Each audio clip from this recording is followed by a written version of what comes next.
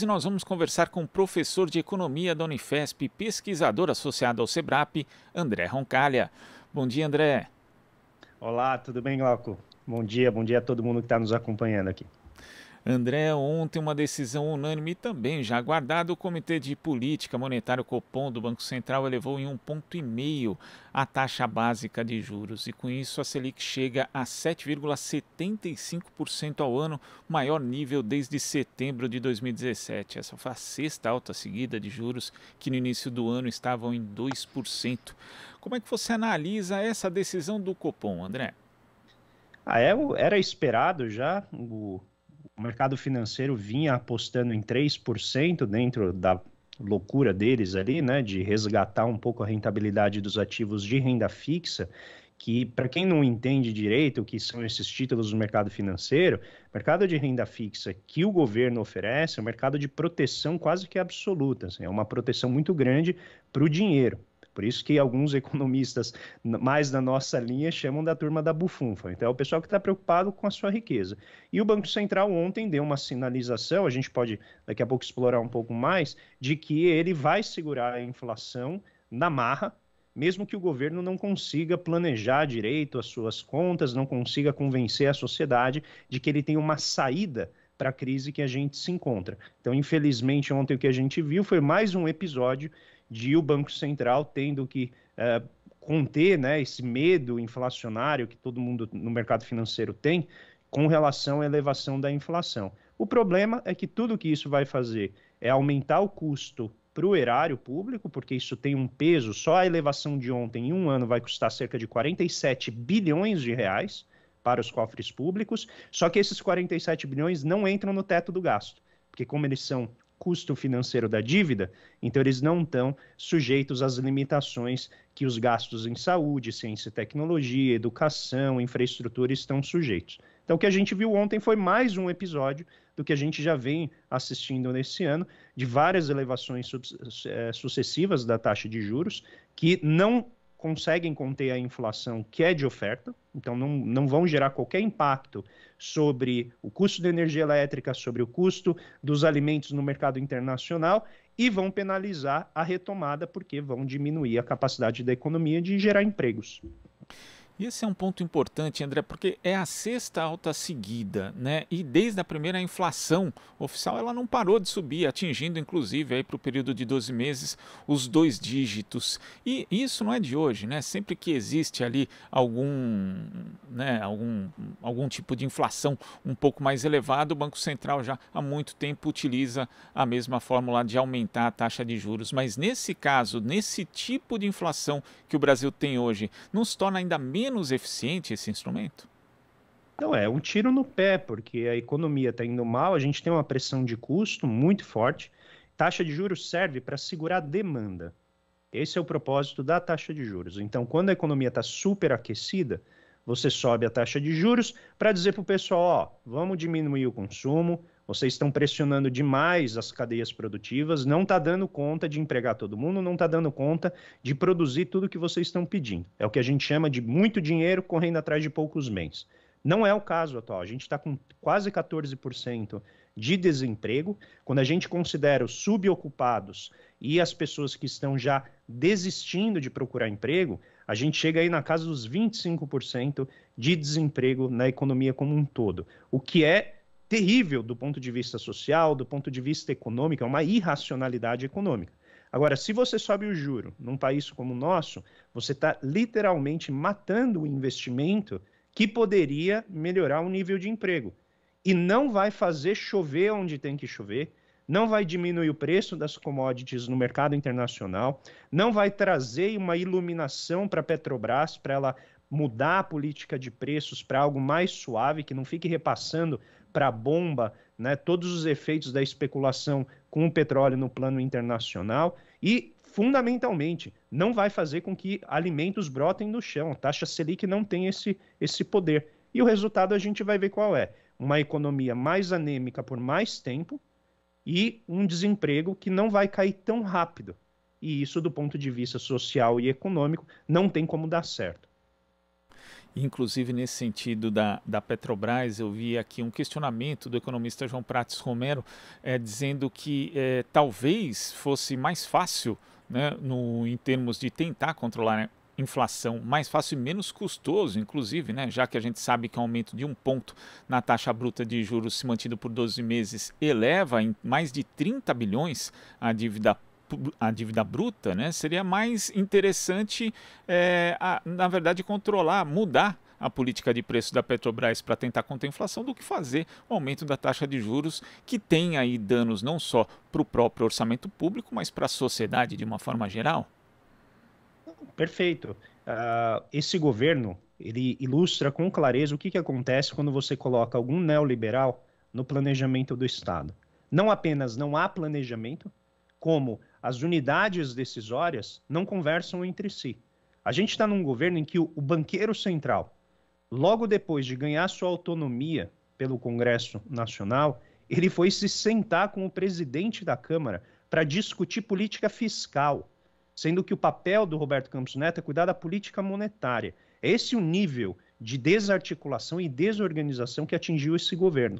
Então, é evidente que se houvesse planejamento, se houvesse qualquer perspectiva de Estado e não uma visão ideológica de economia, a gente poderia usar uma política mais racional no reajuste de preços da Petrobras. Isso ocorre mundo afora, há inúmeras experiências de países absolutamente insuspeitos de bolivarianismo, que é o medo, né, desse pessoal, que praticam política de suavização de preços. E isso, obviamente, como é um custo fundamental para a economia, você não gera esse choque na economia a todo momento. Segundo, a gente tinha até 2015 uma política de estoques reguladores de alimentos. Se a gente pega os dados que são mostrados pelos próprios dados oficiais, os estoques estão quase zerados. Isso significa que no momento de escassez, como a gente viveu até pouco tempo atrás, o governo poderia suavizar o impacto desses preços, que afetam o salário real, afetam as condições de vida da população, tornando eles menos custosos para a sociedade. Mas não, a gente coloca todo o processo de ajuste e correção na taxa de juros. O problema é que, como você já muito bem colocou, a taxa de juros ela é muito injusta do ponto de vista social, porque ela afeta todo mundo de uma maneira indistinta, só que os efeitos dessa elevação, eles são péssimos, porque eles afetam exatamente a capacidade da economia de crescer e gerar empregos. Então, a gente está abrindo mão de políticas que seriam mais racionais do ponto de vista econômico, mas não são desejáveis para um governo como esse do ponto de vista ideológico.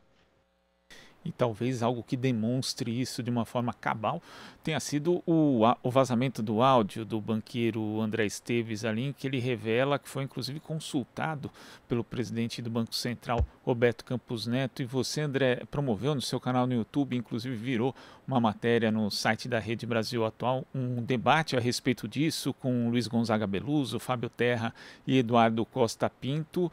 E esse episódio eu queria que você comentasse, porque ele revela não só que a possibilidade de um agente econômico importante poder usar informações privilegiadas para ganhar dinheiro, mas também que o presidente do Banco Central só escuta um segmento da economia, o tal do mercado financeiro, que, na verdade, se auto-intitula aí praticamente o dono da economia, né? Como se ela se resumisse simplesmente ao mercado financeiro.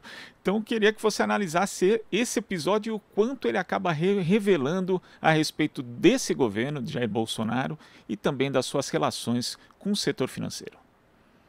Eu vou me permitir aqui me indignar como cidadão, tá? Porque mais do que economista, porque aquele áudio, ele revela o que é o nosso Brasil.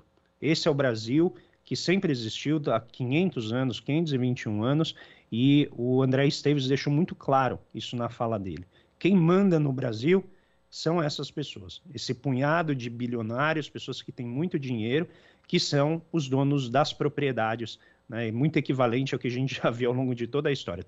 Eles fazem de tudo para se proteger. Então, é absolutamente indigesto, realmente chega a me causar assim, asco de ver que a gente tem todo um discurso de limpeza das instituições, de autonomia do Banco Central, e o que a gente vê é que o Banco Central se tornou autônomo com relação à sociedade, mas não com relação a uma parte da sociedade, que é o sistema financeiro. Então a gente viu ali, não apenas, Glauco, com relação ao Banco Central, mas o André Esteves conversou com os três poderes, com os líderes dos três poderes.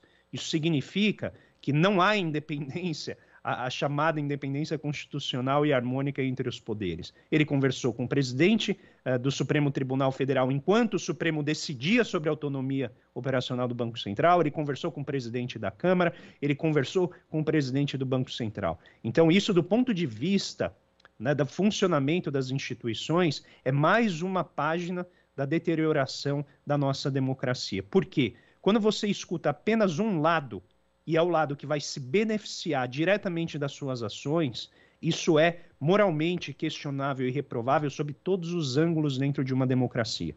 Então eu pergunto para quem está aqui nos acompanhando, quando que vocês viram os líderes do MST sentarem com o presidente do Banco Central? Quando que vocês viram os líderes das centrais sindicais sentarem com o presidente do Banco Central? O que a gente vê é presidentes e diretores do Banco Central indo a casas financeiras, a gestoras de ativos, a corretoras, a grandes bancos. Lá eles fazem lives quase que diariamente. Eles fazem reuniões secretas, reuniões que são apenas agendadas, mas não tem qualquer transparência sobre o que é conversado. Aí eles fazem reuniões com economistas de consultorias, mas não fazem reuniões com economistas, representantes das forças sindicais, representantes dos trabalhadores, representantes de outros setores da economia. Por que um setor que representa 10% da economia no máximo, consegue comandar a política econômica inteira de um país? Então, isso do ponto de vista democrático é mais uma faceta dessa deterioração que a gente vem assistindo de maneira absolutamente impotente com relação à nossa democracia. Em relação a essa falta, inclusive, né, de diálogo mesmo com os setores de trabalhadores, com os sindicatos, isso seria ainda mais crucial nesse momento, André, porque há pouco a gente comentava aqui com o supervisor do escritório do Diese em São Paulo, Vitor Pagani, a respeito da desestruturação do mercado de trabalho.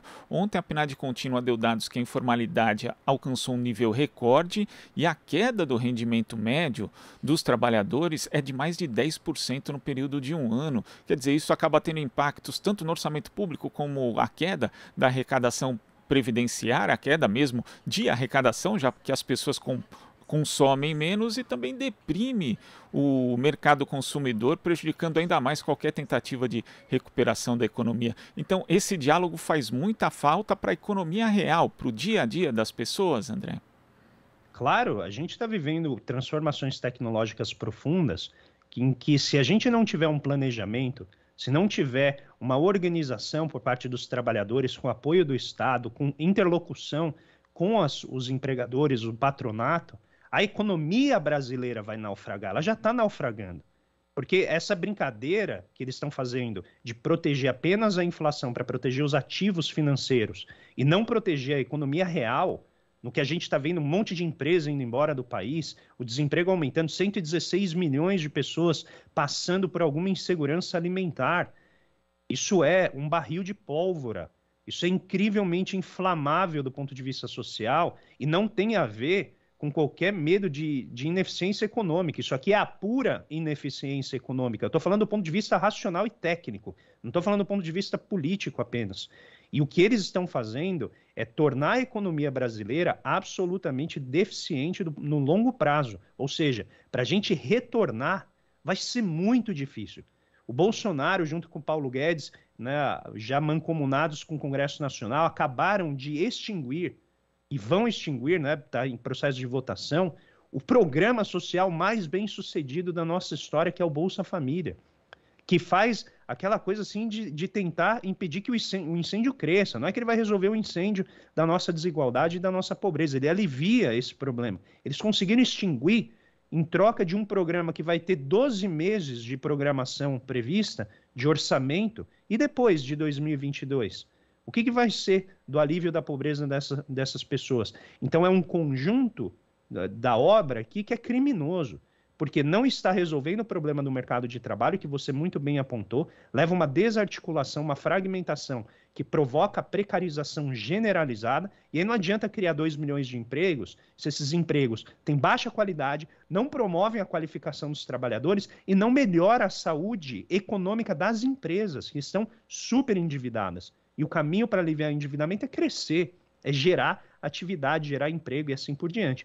Então, não ter este planejamento, e eu quero frisar esse ponto, este é um governo que tem pavor de planejamento, porque na cabeça deles remonta, né, aos fantasmas da União Soviética, o que é uma bobagem sem fim. São pessoas guiadas exclusivamente pela ideologia econômica e achando que estão resolvendo o problema dos seus grupos de apoio, que é a classe mais endinheirada, eles acham que vão se safar da total desarticulação econômica, que vai afetar todos nós. Então, a gente não pode jamais deixar de frisar o ponto de que o planejamento econômico é absolutamente necessário quando as mudanças tecnológicas estão afetando todas as economias de uma maneira muito severa, muito profunda. E, novamente, o mundo desenvolvido não tem nenhum problema em adotar planejamento econômico, mas a gente, infelizmente, continua, né, nessa baboseira aqui, dessa ideologia econômica que simplesmente nega qualquer possibilidade de usar racionalidade na economia. André, tem um aspecto dessa falta de racionalidade, dessas relações que são promíscuas mesmo entre agentes do mercado financeiro e o Estado, que é uma questão que você inclusive abordou ali da porta giratória, né, das pessoas saírem de instituições financeiras como o próprio Banco Central, o Ministério da Fazenda, e depois irem imediatamente, né, ou quase que imediatamente, para o mercado financeiro justamente trabalhar, e também a naturalização. Né, porque a mídia tradicional, por exemplo, acha isso absolutamente normal. Né? Fala mal do Centrão, diz que os deputados, os parlamentares ali só trabalham conforme os seus interesses por conta de suas emendas, mas os agentes do mercado financeiro não fazem isso. E às vezes você vê também algo que é muito interessante, ex-ministros da Fazenda, ex-presidentes de Banco Central, como comentaristas, né, na mídia tradicional, alguns deles que fizeram gestões comprovadamente desastrosas, ditando o que deve ser feito. Então esse tipo de porta giratória também é muito ruim, né, para o Estado brasileiro e para a própria economia em si. Eu sempre friso, Glauco, que a política monetária ela é uma política pública. A moeda é um bem público, ele deve servir a toda a nação. Do jeito que está formado o nosso sistema financeiro, ele serve apenas a um conjunto muito pequeno de pessoas. E este é um problema no longo prazo para a nossa democracia. Como isso já existe há muito tempo no Brasil, o longo prazo já chegou, a gente vê esse efeito agora, numa crise que a gente jamais viu no nosso tempo de vida, né? Pelo menos a maior crise em 4, 5 gerações. A gente está vendo que eles não estão mudando a forma de fazer. E isso tem a ver exatamente com esse aspecto de porta giratória, que para quem não entende o que é isso, é o seguinte, você trabalha num banco, ou numa corretora, conhece o mercado, a pessoa te leva para o governo. No governo você comanda a política econômica. Quando você não tem mais condições de permanecer ou não quer mais permanecer no governo, você sai e volta direto para aquele setor que você afetava enquanto você fazia parte da política econômica. E isso gera esse canal de comunicação quase que direto. Então a gente tem figuras como Mansueto Almeida, que durante muito tempo pregou o teto de gastos, foi para a equipe econômica do Michel Temer, né, no caso do Henrique Meirelles, depois continuou no governo na equipe de Paulo Guedes, saiu, foi direto para o BTG, hoje é sócio do BTG, que é esse banco que está aparecendo, né, nas falas de André Esteves. A gente teve Caio Megali, que também participou da equipe econômica do governo e hoje é economista-chefe da XP. As pessoas que participam de postos-chave na condução da política econômica acabam indo direto para um setor que é um dos mais beneficiados, ou eu vou dizer de maneira mais clara, é um dos mais protegidos. Porque o Auxílio Brasil, o auxílio emergencial, ele vem pingado, né? Ele vem 4 meses, aí depois para 4 meses, porque aí o povo tem que se virar. E aí depois volta um pouquinho, volta com valor menor, agora vem por um ano. Agora, o que a gente vê? Que a turma do dinheiro está sempre protegida. A turma do dinheiro tem acesso ao poder.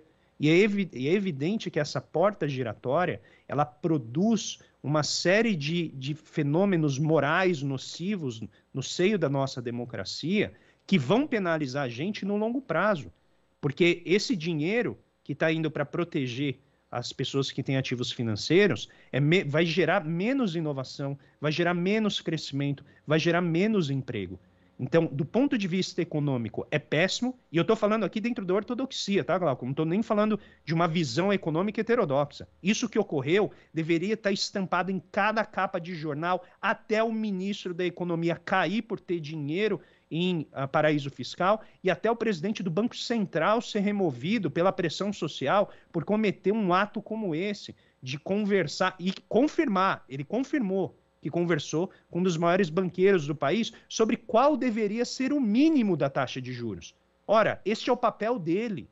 Ele tem uma série de mecanismos institucionais e com transparência para conversar com o mercado. Essa história de ligar e conversar pessoalmente, sem qualquer controle, sem qualquer supervisão, isso não é correto do ponto de vista da instituição e da teoria que ele defende. Da teoria que dá base à própria autonomia do Banco Central. Então, de todos os ângulos que a gente olha, não tem como ser defensável a absoluta omissão que a grande imprensa está fazendo com relação a esse fato. Presidentes de outros bancos centrais de outros países já teriam caído sem nem a imprensa fazer pressão. Aqui no Brasil, não. Como a gente vê que o Brasil tem dono, e o dono fala claramente para a geração seguinte de herdeiros, que era para quem ele estava falando, que é assim que a banda toca aqui, como é que a gente pode esperar qualquer mudança se a imprensa não toma a sua parte e pressiona para defender a democracia que ela tão seletivamente diz que defende? André, queria agradecer a sua participação aqui no Jornal Brasil Atual, e para quem acompanha nosso programa pode ver também outras análises de temas relacionados à economia também, mas não só, né, no canal do YouTube do André Roncalha. Muito obrigado, até a próxima. Obrigadão, Glauco. Um grande abraço a todo mundo. Abraço. Conversamos aqui com o professor de Economia da Unifesp, pesquisador associado ao SEBRAP, André Roncalha. Você está ouvindo Jornal Brasil Atual. As notícias que os outros não dão.